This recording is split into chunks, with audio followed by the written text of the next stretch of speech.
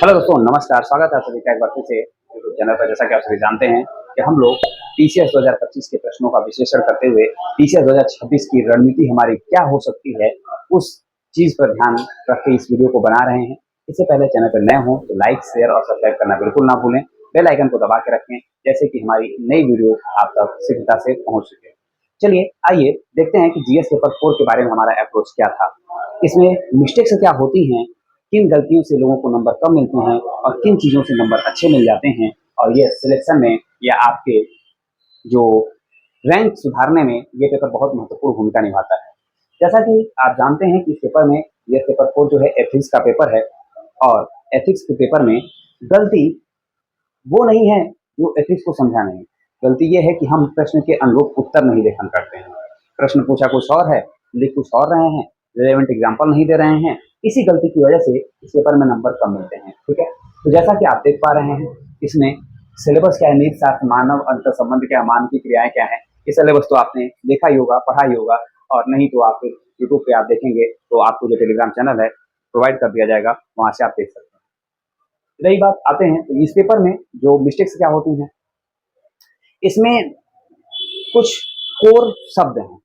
मूल्य क्या है, नीति शास्त्र क्या है, एथिक्स क्या है, संवेगात्मक बुद्धिमत्ता क्या है, अनुनय क्या है, संभावतः विश्वास क्या है, इमोशनल इंटेलिजेंस क्या है, अभिरुचि क्या है, अवृत्ति क्या है, सहानुभूति क्या है, समानुभूति क्या है, सिविल सेवाओं में जो नए आधारभूत मूल्य हैं वो क्या हैं, नोबल समिति ने क्या दिया था, जो हमारे कर सकते हैं कि दार्शनिक हैं, उन लोगों ने सिविल सेवाओं के बारे में क्या अप्रोच दिया है। गांधी हो, चाणक्य हो, इस बार चाणक्य के बारे में पूछा हुआ है। ठीक है, इस बार अरस्तु के बारे में, चाणक्य के बारे में पूछा हुआ है। पाश्चात्य दार्शनिक, भारतीय दार्शनिक, दोनों को इसमें ध्यान रखना है। ठीक है, तो गलतियां क्या होती हैं, हम लोग शब्दों को तो पढ़ लेते हैं। अब यहाँ पे शब्द की परिभाषा अगर हमारी अच्छी नहीं है तो हम अच्छे से काम नहीं कर पाएंगे। तो यहाँ पे चीजें गलती हो जाती हैं, यहाँ पे गलती होती है। इस वजह से हम शब्दों की कोर परिभाषा नहीं दे पाते हैं, फ्लो चार्ट नहीं दे पाते हैं, डायग्राम नहीं दे पाते हैं। और हो सकता हो कि आप इसे दे दिए हैं, लेकिन एक गलती और होती है कि हम उदाहरण का प्रयोग यहाँ नहीं करते। जो सबसे बड़ी गलती है, उदाहरण का प्रयोग न कर पाना। जैसा कि आप अगर ईमानदारी की बात करेंगे और ईमानदारी सत्यनिष्ठा की बात करेंगे, तो उदाहरण के तौर पर रिंकू सिंह राही जो समाज कल्याण पद पर रहते हुए उन्होंने 100 करोड़ रुपए के जो भ्रष्टाचार का उजागर किया था वो किया। उसके बाद उन्हें गोलियों का शिकार होना पड़ा। यानी ईमानदारी का क्या परिणाम हो सकता है ये भी दिखा है। यानी सूचना का अधिकार वाली चीजों से जोड़ सकते हैं आप इसमें। यानी आप देख रहे हैं, फिर दुर्गा शक्ति नागपाल का केस ले सकते हैं, या फिर जो पामे हैं, नील आर्मस्ट्रांग पामे। इसके अलावा जो नवीन आप देख सकते हैं कि कुछ जो आईएएस अधिकारी अभी आ रहे हैं, नवनीत सिहेरा थे आईपीएस में ना, इन लोगों को ध्यान में रखते हुए इन्होंने क्या सुधार किया। आप पेपर पढ़ते रहेंगे, फिर आप देखते रहेंगे, तो इसमें आप करंट सीनेरियो से जोड़ के एग्जाम्पल ले आ सकते हैं। ठीक है, करंट सीनेरियो से जोड़ सकते हैं। जैसे अभी मूल्य की बात करें तो अमेरिका के उदाहरण से आप दिखा सकते हैं कि अमेरिका जो है किसी भी अंतर्राष्ट्रीय मूल्यों का वो पालन नहीं करता है। अंतर्राष्ट्रीय मूल्यों के पालन न करने के कारण लोगों को नुकसान होता है। ठीक है, अंतर्राष्ट्रीय जो मूल्य हैं उनको पालन नहीं करता है, जिसके कारण उनको नुकसान होता है। इसलिए इसमें अप्रोच हमारी क्या होनी चाहिए, अप्रोच यही है। आप ध्यान दीजिएगा, किसी केस स्टडी भी पूछेगा आपसे, और इस बार तो केस स्टडी ऐसा है कि आप देख के चौंक जाएंगे कि ये यूपीएससी की केस स्टडी को उठा के हूबहू पेस्ट करने की कोशिश की गई है। समझ में आ रहा है? जैसे यूपीएससी में बड़ी सी केस स्टडी देता है, उसके बाद 2 क्वेश्चन देता है, ठीक उसी अप्रोच से ये इस केस स्टडी बनाई गई है। और अगर आप ध्यान से नहीं पढ़ेंगे इस केस स्टडी को आप अच्छे से हल कर नहीं पाएंगे। ठीक है, इसके अलावा कीवर्ड्स की मैंने बात की, जैसे अवृत्तियां क्या है, अभिरुचियां क्या है, अवांछनीय मूल्य क्या होते हैं, इन कीवर्ड्स को ध्यान देना होता है। और इनकी आपको तैयारी करने के लिए ना, जैसे इनको बहुत वो नहीं करना है, कीवर्ड्स को नोटिंग करनी है और रट्टा मार जाना है। यहाँ पे रट्टा काम आता है। अब ये ध्यान दीजिए, इस पेपर में आपके साथ रट्टा काम आएगा। जैसे इमोशनल इंटेलिजेंस क्या है, अब जो इमोशनल इंटेलिजेंस है वो क्या करता है, यह किसी मनुष्य की वह क्षमता है जिसके माध्यम से वह अपने भावनाओं को समझता है तथा दूसरों की भावनाओं को देखता है, वांछित अनुक्रिया करता है, ताकि संबंधों का बेहतर निर्वहन किया जा सके। अब इस परिभाषा को आपने पढ़ी सुनी तो कैसा लगा? शब्द आपको अच्छे लग रहे हैं? संवेगात्मक बुद्धिमत्ता मनुष्य की वह क्षमता है जो किसी व्यक्ति की अपनी जो जिसके अंतर्गत कोई व्यक्ति अपनी भावनाओं को समझता है, दूसरों की भावनाओं को देखता है, वांछित अनुक्रिया करता है, ताकि संबंधों का बेहतर निर्वहन किया जा सके। और सिविल सेवाओं में तो इमोशनल इंटेलिजेंस बहुत ही महत्वपूर्ण माना जाता है।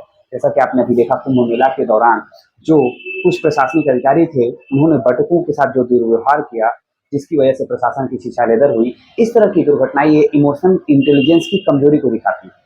यानी एक प्रशासनिक अधिकारी होने के नाते इमोशनल इंटेलिजेंस किस दर्जे का होना चाहिए, और ये उदाहरण आप रख सकते हैं कि एक प्रशासनिक अधिकारी होने के नाते वहां पर एक प्रशासनिक अधिकारी का इमोशनल इंटेलिजेंस यह होना चाहिए था कि बटुकों के साथ दुर्व्यवहार नहीं होता, क्योंकि वो तो अभी बटुक हैं, छोटे हैं।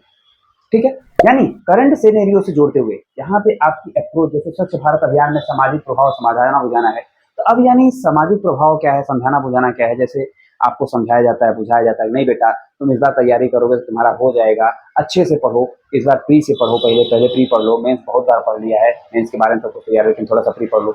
ये सारी चीजें आप समझाना बुझाना क्या है, आप अपने घर के अप्रोच से देख सकते हैं। भारत सरकार कैसे समझा बुझा रही थी, आप उदाहरण लेके आइए, दरवाजा बंद करो अभियान, अमिताभ बच्चन से लेके अनुष्का शर्मा तक हर कोई, फिर स्वच्छ भारत अभियान में सचिन तेंदुलकर, महेंद्र सिंह धोनी से लेके हर कोई इसमें भाग कर रहा था। क्यों कर रहा था? क्या वो वास्तव में जाके साफ सफाई कर रहे थे? ऐसा कुछ नहीं था, बहुत कम लोग थे जो वास्तव में साफ सफाई किए। लेकिन इस स्वच्छ भारत अभियान में समझाना बुझाना और सामाजिक प्रभाव ने बहुत सारा प्रभाव डाला। ठीक है, इसका अप्रोच क्या होता है कि हम ध्यान दें कि कीवर्ड क्या है, उन कीवर्ड की परिभाषा याद रखें। दूसरा, करंट से याद रखें, मिस्टेक्स गलतियां कहाँ होती हैं कि हम शब्दों को ध्यान नहीं देते हैं, शब्दों के अनुसार उत्तर नहीं लिखते हैं, और करंट सिनेरियो से जोड़ता हुआ उदाहरण नहीं लिखते हैं। ये मिस्टेक्स होती हैं, जिसकी वजह से इस पेपर में नंबर थोड़े से कम मिलते हैं लोगों को। अगर आपने करंट से जोड़ते हुए मुद्दे लिखे हैं, करंट से जुड़ते हुए उदाहरण लिखे हैं, तो आपको नंबर अच्छे मिलेंगे। तो उम्मीद है दोस्तों, ये जो जीएस पेपर 4 को लेके मेरा विश्लेषण था, आप लोगों को अच्छा लगा होगा। हम इस पेपर में जो अप्रोच अपनाए थे, उस अप्रोच को बता दिए कि 1 to 4 होता है, 11 to 15 होता है, और 16 to 20 होता है, फिर 6 to 10 होता है। ये हमारा अप्रोच चलता है, तो इसको हम 3 घंटे के अंदर टैकल कर लेते हैं।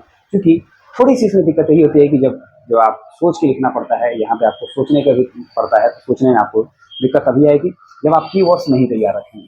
कीवर्ड्स अगर आपका तैयार है, आप इस प्रश्न को आराम से हल कर सकते हैं। मिलेंगे नेक्स्ट वीडियो में, तब तक के लिए सभी को थैंक यू। जीएस पेपर 5 की अगली वीडियो आपको मिलेगी जल्दी ही, और इससे पहले अगर आप 4 वीडियो नहीं देखे हैं तो उन्हें जरूर देखें, उसमें क्या क्या अप्रोच रहे हैं मेरे, उसे भी जरूर देखें, जानें, समझें और थैंक यू, धन्यवाद।